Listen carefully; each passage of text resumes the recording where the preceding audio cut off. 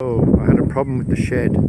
It was very high winds and it was lifting for about that much in the corner, and unfortunately it's the goat's house and they were in there. There was a big thunderstorm come across.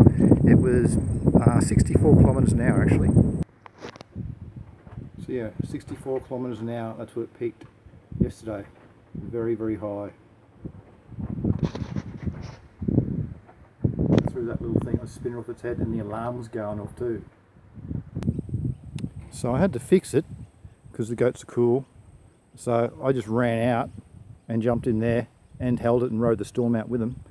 But now I've had to reinforce it. So what I've done is I put 2 star pickets. Hello girls. I've had 2 star pickets, one there and one in the other corner, driven in pretty deeply with 2 wires or bits of rope, sorry, that go over to another star picket on the back. So this is just drilled a hole, put a knot in it, and that's anchored pretty good.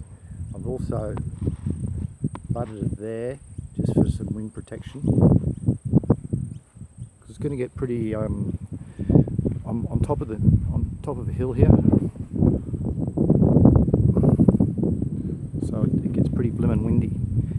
And then I got this mesh, concrete, this reinforced mesh, and then brace that to the roof too, and then put the wires across on the top, and then I'm going to fill that in to maybe some clear sheets of roofing perspex, and then that will stop the rain going in there, so it'll be finished. Well, bless you. Funny cookie.